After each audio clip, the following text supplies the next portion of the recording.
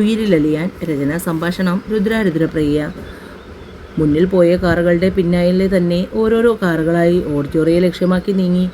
രാജീവനോ അമ്മയോ അനിയത്തിയും കുറച്ച് ബന്ധുക്കളും ചേർന്ന് കൃത്യസമയത്ത് തന്നെ എത്തി വരനെ സ്വീകരിച്ച് അകത്തേക്ക് എത്തിച്ചു. പിന്നാലെ ഫോട്ടോഗ്രാഫർമാർ അവരെ ഏറ്റെടുത്തു. രാജീവിനെ കണ്ടപ്പോൾ രാധയുടെ മുഖത്ത് നാണം.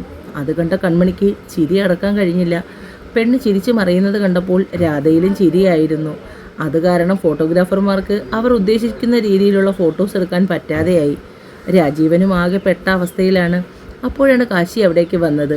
രാജീവിൻ്റെ ധർമ്മസങ്കടം മനസ്സിലാക്കിയ കാശി കൺമണിയെ അവിടെ നിന്നും കൂട്ടിക്കൊണ്ടുപോയി.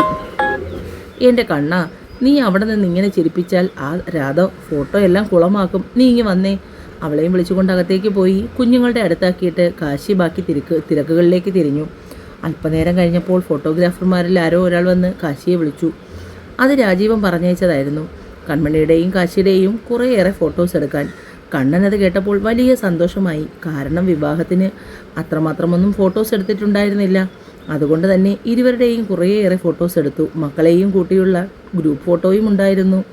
മുഹൂർത്ത സമയമായി. താലികെട്ടെല്ലാം കഴിഞ്ഞ് കന്യാദാനം ചെയ്തത് കാശിയും രമേശനും ചേർന്നായിരുന്നു. അപ്പോഴൊക്കെ രാധ വിതുമ്പൽ കടിച്ചമർത്താൻ വല്ലാതെ പാടുപെടുന്നുണ്ടായിരുന്നു.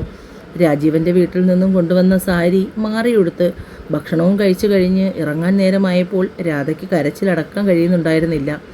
രമേശൻ്റെ നെഞ്ചിലേക്ക് വീണ് പൊട്ടിക്കരയുന്നവളെ കാണുമ്പോൾ എല്ലാവർക്കും സങ്കടമായിരുന്നു. ഒടുവിൽ ഒരുവിധം സമാധാനപ്പെടുത്തിയാണ് അവളെ രാജീവൻ്റെ ഒപ്പം കാറിലേക്ക് കയറ്റിയിരുത്തിയത്. എല്ലാവരോടും യാത്ര പറഞ്ഞ് ആ കാർ കണ്ണിൽ നിന്നും അകന്നു മാറുമ്പോൾ രമേശൻ്റെ ഇടനെഞ്ച് പറഞ്ഞു പോകുന്ന വേദന തോന്നി. അവൻ തനിച്ചായതുപോലെയും. ഇടനെഞ്ച് തകർന്നിരിക്കുന്നവൻ്റെ ഇടത് കൈയിൽ അപ്പോൾ ഒരുവരുടെ വലത് കൈ ചേർത്ത് പിടിച്ചു. രമേശൻ നോക്കുമ്പോൾ ദേവിക തൊട്ടടുത്ത് തന്നെ ശശിചേട്ടനും ചേച്ചിയും. അവൾ കണ്ണുകൾ ചെമ്മി കാണിച്ചു. തനിച്ചാണെന്നുള്ള തോന്നലൊന്നും വേണ്ട, ഞങ്ങളെല്ലാം കൂടെയുണ്ട്. ശശിചേട്ടൻ എൻ്റെ തോളിൽ പിടിച്ച് തന്നോടൊപ്പം ചേർത്ത് നിർത്തി. ആ ചേർത്ത് പിടിക്കൽ മതിയായിരുന്നു അതുവരെ അനുഭവിച്ചു കൊണ്ടിരുന്ന സങ്കടങ്ങളെല്ലാം പേമാരി പോലെ പെയ്തു തീർക്കാൻ. തിരികെ എല്ലാവരും കൂടി രമേശൻ്റെ വീട്ടിലേക്കാണ് പോയത്. മറുവീട് കാണാൻ പോകുന്ന ചടങ്ങ് കൂടി അന്ന് ബാക്കിയുണ്ടായിരുന്നു. വൈകുന്നേരം 5 മണിയോടുകൂടി 2 വാൻ നിറയെ ആൾക്കാർ ചെറുക്കൻ്റെ വീട് കാണുന്നതിനായി പോയി. ബന്ധുക്കളെക്കാൾ കൂടുതൽ നാട്ടുകാരും പരിചയക്കാരുമായിരുന്നു. രാജീവൻ്റെ ഓഫീസിലെയും സ്റ്റാഫുകളും മറ്റും വരുന്നതേ ഉണ്ടായിരുന്നുള്ളൂ. റിസപ്ഷൻ്റെ സമയമായി. സാമാന്യം ഭേദപ്പെട്ട ചുറ്റുപാടുകളൊക്കെ കണ്ടപ്പോൾ എല്ലാവർക്കും സന്തോഷമായി.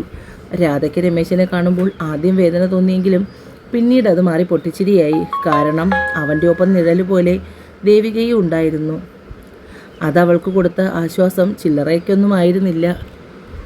പരിപാടിയൊക്കെ കഴിഞ്ഞ് ഏകദേശം 8 മണിയോടെയാണ് എല്ലാവരും തിരികെ എത്തിയത്. വിരുന്നുകൂടി കഴിഞ്ഞ് തിരികെ കുന്നത്തേക്ക് മടങ്ങാൻ അമ്മാവൻ പറഞ്ഞതനുസരിച്ച് എല്ലാവരും വീണ്ടും അവിടെ തന്നെ കൂടി. ക്ഷീണം കാരണം എല്ലാവരും നേരത്തെ കിടന്നു.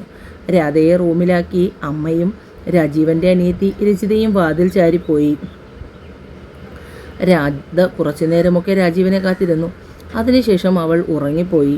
ഫ്രണ്ട്സിനെ പറഞ്ഞു വിട്ട് റൂമിലേക്ക് വന്ന രാജീവൻ കാണുന്നത് ബോധമില്ലാതെ കിടന്നുറങ്ങുന്ന രാധയെയാണ്. കട്ടിലിൻ്റെ ഏകദേശം നടുഭാഗത്തായാണ് കിടപ്പ്. ഒരു തലയണ മുറുകെ പിടിച്ചിട്ടുണ്ട്. തലയണ എടുത്ത് മാറ്റി വെച്ചുകൊണ്ട് രാജീവൻ അവളുടെ അവിടത്തേക്ക് നീങ്ങിക്കിടന്നു. അവളെ ചേർത്ത് പിടിച്ച് കുറുനിര വീണ് കിടക്കുന്ന ആ നെറ്റിയിൽ ഒന്ന് ചുണ്ടു ചേർക്കണമെന്ന് അവന് അതിയായ ആഗ്രഹമുണ്ടായിരുന്നു. ഉറങ്ങിക്കിടക്കുന്നവളെ ശല്യപ്പെടുത്താൻ എന്തുകൊണ്ടോ തോന്നിയില്ല. അതുകൊണ്ട് തന്നെ അവളെ നോക്കിക്കൊണ്ട് കിടന്ന് എപ്പോഴോ അവനും ഉറക്കത്തെ കൂട്ടുപിടിച്ചു. രാവിലെ നേരത്തെ തന്നെ അമ്മയും രചിതയും എഴുന്നേറ്റ് അടുക്കളയിലേക്ക് നീങ്ങി. പക്ഷേ അപ്പോഴും രാജീവനോ രാധയോ ഉറക്കം എഴുന്നേറ്റിട്ടുണ്ടായിരുന്നില്ല. തലേ ദിവസത്തെ ക്ഷീണം അത്രത്തോളം എല്ലാവർക്കും ഉണ്ടായിരുന്നെങ്കിലും അവർ 2 പേരെയും ശല്യപ്പെടുത്തേണ്ടെന്ന് തന്നെ അമ്മയും രചിതയും തീരുമാനിച്ചു. പതിവായി ഉണരുന്ന സമയമായപ്പോൾ രാജീവൻ എഴുന്നേറ്റു. അടുത്തു നോക്കുമ്പോൾ രാധ ഇപ്പോഴും സുഖ ഉറക്കമാണ്. എന്തുകൊണ്ടോ അവളെ വിളിച്ചുണർത്താൻ രാജീവന് തോന്നിയില്ല. അവൻ എഴുന്നേറ്റ് ഫ്രഷായി റൂമിന് പുറത്തേക്കിറങ്ങി. രാധയുടെ ശീലങ്ങൾ അറിയാവുന്ന കൺമണി അവൾ രാവിലെ ഉണർന്നു കാണില്ല എന്ന ബോധത്തിൽ ഫോൺ എത്തിയെടുത്ത് അവളുടെ നമ്പർ ഡയൽ ചെയ്തു. ആദ്യ ഇറങ്ങ് മുഴുവനായി അടിച്ചു നിന്നു. എന്നിട്ട് മറുപുറത്ത് നിന്ന് റിപ്ലൈ ഒന്നും ഉണ്ടാകാത്തത് കൊണ്ട് മനസ്സിലായി അവൾ ഉറക്കത്തിലാണെന്ന്. കൺമണി ഒരിക്കൽ കൂടി വിളിച്ചു. ഫോൺ ബെല്ലടിക്കുന്ന ശബ്ദം കേട്ട് അസ്വസ്ഥതയോടെ രാധ കയ്യെത്തിച്ച് ഫോൺ എടുത്തു. കണ്ണുമടച്ചുകൊണ്ട് തന്നെ കോൾ അറ്റൻഡ് ചെയ്ത് ചെവിയോട് ചേർത്തു. എടി പോത്തെ, നിൻ്റെ കല്യാണം കഴിഞ്ഞ് ഇന്ന് ആദ്യ ദിവസമാണ്. ഇത്രയും നേരമായി നീ എഴുന്നേറ്റില്ലേ? എഴുന്നേറ്റ് പോയി കുളിച്ച് വൃത്തിയായി അടുക്കളയിൽ കയറ്. പറഞ്ഞുകൊണ്ട് അപ്പുറത്തു നിന്നുള്ള മറുപടിക്ക് പോലും കാത്തു നിൽക്കാതെ കൺമണി കോൾ കട്ടാക്കി. അവളുടെ കാട്ടിക്കുട്ടലുകളെല്ലാം കണ്ടുകൊണ്ട് നിന്ന കാശി ചിരിച്ചു. കാരണം ആദ്യത്തെ ദിവസം ഈ പറഞ്ഞ കൺമണി ഉണർന്നെഴുന്നേറ്റത് 10 മണിക്കാണ്. അതും രാഗിണി വന്ന് വിളിച്ചുണർത്തുമ്പോൾ. കാശി ഉദ്ദേശിച്ചത് എന്താണെന്ന് മനസ്സിലായപ്പോൾ അവൻ്റെ മുഖത്തെ ആ പുഞ്ചിരി അതേപോലെ അവളുടെ ചുണ്ടിലും വിരിഞ്ഞു. രാധ ബെഡിൽ നിന്നും ചാടി എഴുന്നേറ്റ് ക്ലോക്കിലേക്ക് നോക്കുമ്പോൾ സമയം 9 മണി കഴിഞ്ഞു. അവൾക്ക് ആകെ പരിഭ്രമമായി. വിവാഹം കഴിഞ്ഞ് ആദ്യ ദിവസം തന്നെ ഇത്രയും താമസിച്ചെഴുന്നേറ്റാൽ രാജീവൻ്റെ അമ്മയ്ക്ക് അതിഷ്ടമാകുമോ എന്നൊക്കെയുള്ള ചിന്തകൾ ഒരു നിമിഷം അവളുടെ തലച്ചോറിനുള്ളിലൂടെ പാഞ്ഞുപോയി. എന്നാൽ എഴുന്നേറ്റ് പോയ രാജീവിന് തന്നെ ഒന്ന് വിളിക്കാൻ പാടില്ലേ എന്നോർത്തപ്പോൾ പെണ്ണിനവിടെ നിന്നതല്ലാതെ ദേഷ്യം വന്നു. തന്നെ താനെ പിറുപിറുത്തുകൊണ്ട് ബാഗ് തുറന്ന് ഇടാനുള്ള ഡ്രസ്സ് എടുത്ത് അവൾ നേരെ കുളിമുറിയിലേക്ക് കയറി. അമ്മ എടുത്തു കൊടുത്ത ചായ മൊത്തി കുടിച്ചുകൊണ്ട് രാജീവൻ തിണ്ണയിലിരുന്ന് പത്രം വായിക്കുകയാണ്. അപ്പോഴേക്കും അമ്മയും അനിയത്തിയും അവനടുത്തായി വന്നിരുന്നു. മോൾ എഴുന്നേറ്റില്ലേ രാജീവ, നീ എന്താ വിളിക്കാത്തേ? ബന്ധുക്കളൊക്കെ തിരികെ പോയത് കാരണം വീട്ടിൽ അമ്മയും അനിയത്തിയും മാത്രമേ ഉള്ളൂ. ഇന്നലെയും വലിയ കരച്ചിലും പിഴിച്ചിലും ഒക്കെ ആയിരുന്നു അമ്മ. ചേട്ടൻ മാത്രമേ വീട്ടിലുള്ളൂ എന്ന് പറഞ്ഞ്. അത് കഴിഞ്ഞ് എപ്പോഴോ ആണ് ഉറങ്ങിയത്. അതാണ് ഞാൻ പിന്നെ വിളിക്കാത്തത്.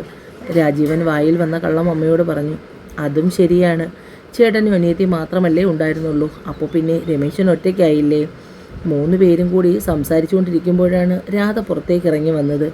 താനിനി എഴുന്നേൽക്കാൻ വൈകിയത് കൊണ്ട് തൻ്റെ പരദൂഷണം പറയുന്നതാണോ എന്നായിരുന്നു അവളുടെ ചിന്ത. പമ്മി ഉള്ളവളുടെ വരവ് കണ്ടപ്പോൾ രാജീവിന് ചിരിയാണ് വന്നത്.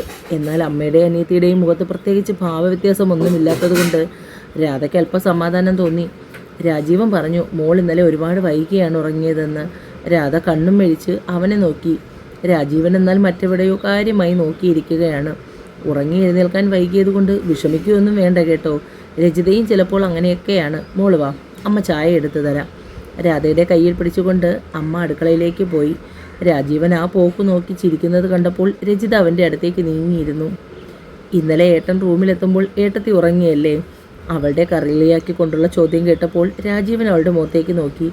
2 പേരുടെയും മുഖഭാവം കണ്ടാൽ തന്നെ അറിയാമല്ലോ നിങ്ങൾ തമ്മിൽ ഇന്നലെ കമ്മ്യൂണിക്കേഷൻ ഒന്നും ഉണ്ടായിരുന്നില്ലെന്ന്. അപ്പോൾ ഭാര്യയ്ക്ക് സപ്പോർട്ട് ചെയ്തതാണ്. ഞാൻ ഇപ്പോൾ തന്നെ അമ്മയോട് ചെന്ന് പറഞ്ഞു കൊടുക്കും. രജിത എഴുന്നേൽക്കാൻ തുടങ്ങിയതും രാജീവൻ അവളുടെ കയ്യിൽ പിടിച്ച് അടുത്തിരുത്തി. പൊന്നു മോളെ, ദയവ് ചെയ്ത് നീ കുടുംബകലഹം ഉണ്ടാക്കരുത്.